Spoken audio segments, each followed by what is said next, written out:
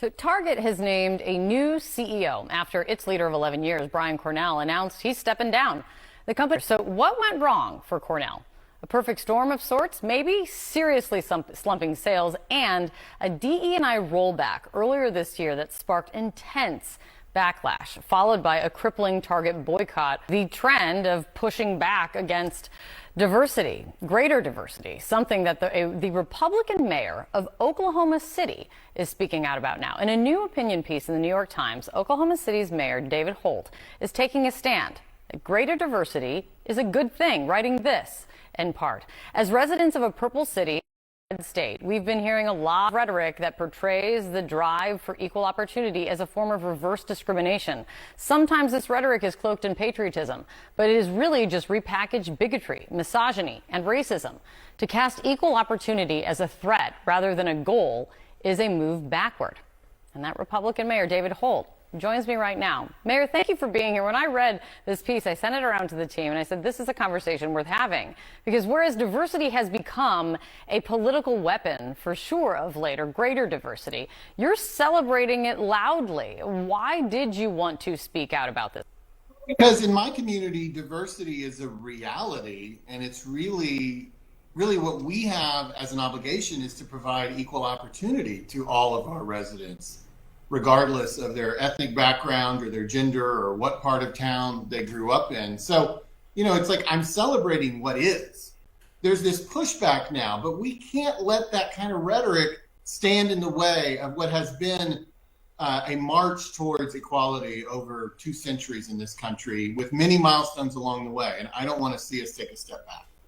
Look, I mean, you write that broader perspectives yield more inclusive outcomes and much more. It's really worth reading. These are words that are not surprising to hear from a Democratic mayor in a blue state, but from a lifelong Republican in a deep red state who, as you write, you believe in meritocracy.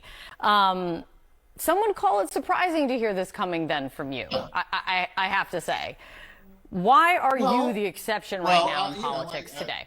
Well, there's a lot to unpack there. I mean, one of the reasons is, I think I'm a pretty conventional Republican if this were 2002. I understand that there's been an evolution, but as you just said, I'm a lifelong Republican, right? I've been one since I graduated high school and registered to vote at age 18. So I think, though, that what has allowed me to kind of remain a classic conservative in the mold of the party of Lincoln, which we used to call ourselves, is that we elect mayors in Oklahoma City and in a lot of places in a format where the top 2 candidates advance. All of the candidates have to face all the voters get to see all the candidates. Essentially, it's not a closed partisan primary, which really forces me and most mayors in America to run in a format where we build a coalition of what I sometimes half-jokingly call normal Republicans, Democrats, and independents, kind of the 70% of people in the middle.